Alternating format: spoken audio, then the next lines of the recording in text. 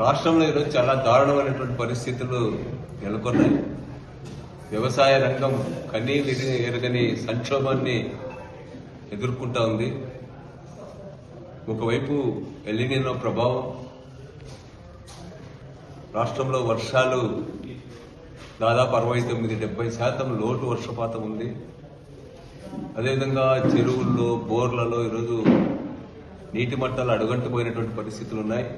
ఎప్పుడు చూడని విధంగా నాగార్జున సాగర్ లాంటి చోట్ల డెడ్ స్టోరేజ్ పడిపోయినాయి. ఈరోజు శ్రీశైలం, తుంగభద్ర డ్యాం ఎక్కడ కూడా నీళ్లు లేనటువంటి పరిస్థితి. ముఖ్యంగా మన రాయలసీమ జిల్లాలకు శ్రీశైలం నుంచి నీళ్లు అందించడంలో, తాగునీరు కానీ సాగునీరు కానీ అందించడంలో కీలకమైనటువంటి పోతిరెడ్డిపాడు ఈరోజు ఎండిపోయినటువంటి పరిస్థితి కనిపిస్తూ ఉంది.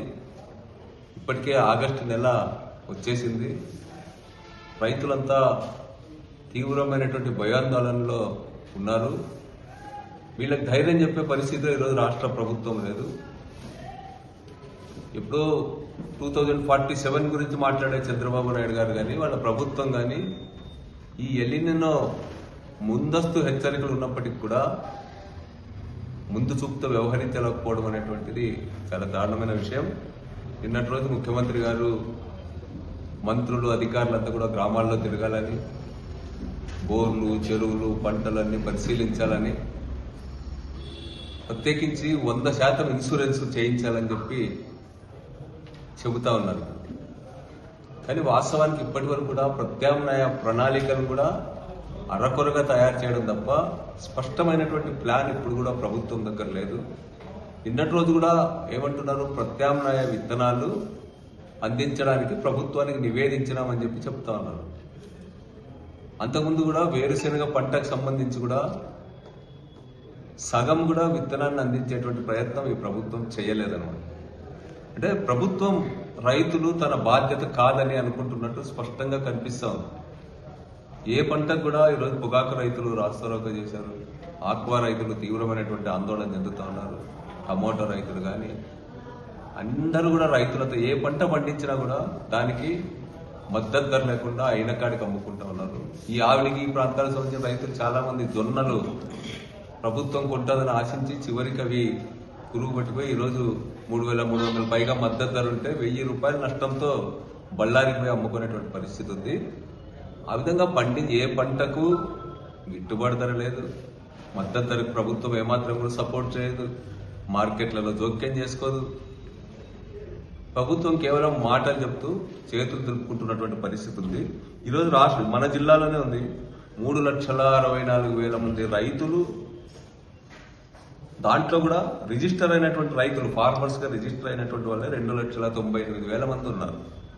ఇప్పటి వరకు ఆగస్టు నెల వస్తున్నప్పటికీ 31వ తేదీ, జూలై 31 చివరి డేట్ అని చెప్తున్నాడు. ఒక రోజు గడువు మాత్రమే ఉంది. ఇంకా దాదాపు కేవలం 1,02,326 మంది మాత్రమే ఇన్సూరెన్స్ కి నమోదు చేసుకున్నారు.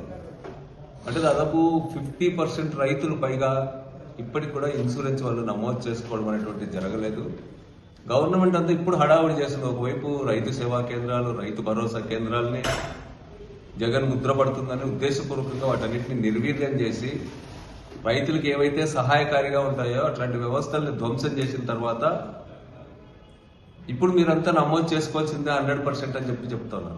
ఈ 2 రోజుల్లో ఈ 1,50,000 మంది రైతులు ఒక్క మన జిల్లాలోనే ఎప్పుడు ఇన్సూరెన్స్ నమోదు చేసుకోవాలని చెప్పి నేను అడుగుతా ఉన్నా. ప్రభుత్వం ఇప్పటికైనా కట్టమంటా ఉంది. రైతులు ఇప్పటి వరకు కూడా 20% సాగు చేసినారు.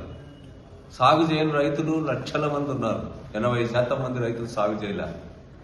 వాళ్ళందరూ ఇన్సూరెన్స్ చేసుకోమంటున్న మీకు స్పష్టత ఉందా అని అడుగుతా ఉన్నా. రేపు పొద్దున రైతులు నష్టపోతే ఎవరు బాధ్యత వహించాలా? ఈ క్రాప్ బుకింగ్ లింక్ అని చెప్తా ఉన్నారు. ఈ క్రాప్ బుకింగ్ ఎప్పుడు చేయిస్తారు, ఏం చేయిస్తారు? అంతా కూడా గందరగోళంగా ఉంది. ముందస్తు ప్రణాళిక లేదు.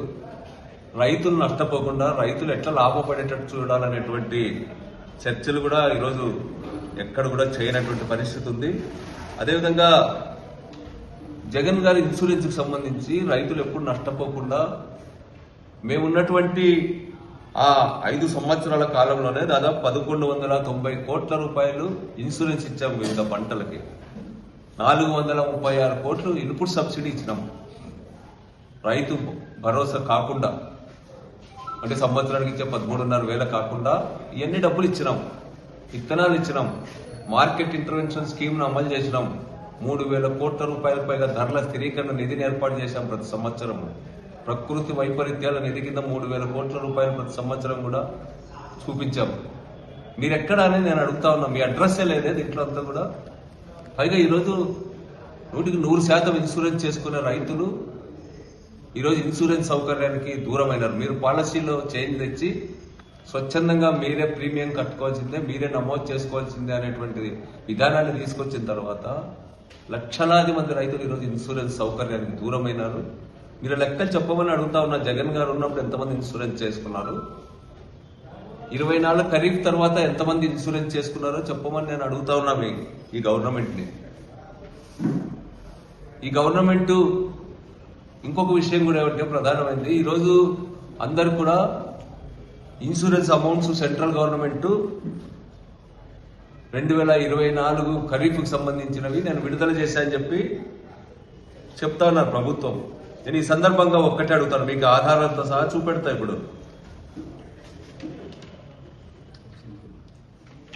ఇప్పుడు ఇక్కడ స్పష్టంగా ఉంది ఏమంటే, ఈ రైతుకి మురళీమోహన్ రెడ్డి అని చెప్పి రాకెట్లకు సంబంధించిన రైతులకి దాదాపు 2,27,383 రూపాయలు. మీకు అందరికీ కాపీస్ కూడా ఇస్తాం. మీకు అందరికి కూడా దాదాపు క్లెయిమ్ పార్షియల్ అమౌంట్ మాత్రమే 1,01,587 రూపాయలు సెంట్రల్ గవర్నమెంట్ తరఫున మేము నీకు ఇన్సూరెన్స్ కింద 2024 ఖరీఫ్ని పంపుతా ఉన్నాం. మీకు ఇంకా రెండో భాగంగా 1,12,043 రూపాయలు రావాల్సి ఉంది. స్టేట్ గవర్నమెంట్ మ్యాచింగ్గా కట్టాల్సినటువంటి ఇన్సూరెన్స్ ప్రీమియంని కట్టకపోవడం వల్ల మేము ఇది మాత్రమే జమ చేస్తా ఉన్నాం అని చెప్పి చెప్తా ఉన్నాం. అంటే రాష్ట్ర ప్రభుత్వం జగన్ గారు అమలు చేసినటువంటి ఫాలో చేయొచ్చు కదండి ప్లీజ్. అందరికీ నమస్కారం. మీరు వీడియో చూస్తున్నారు కానీ సబ్స్క్రైబ్ చేసుకోవడం లేదు. దయచేసి సబ్స్క్రైబ్ చేసుకోండి, మాకు సపోర్ట్ చేయండి.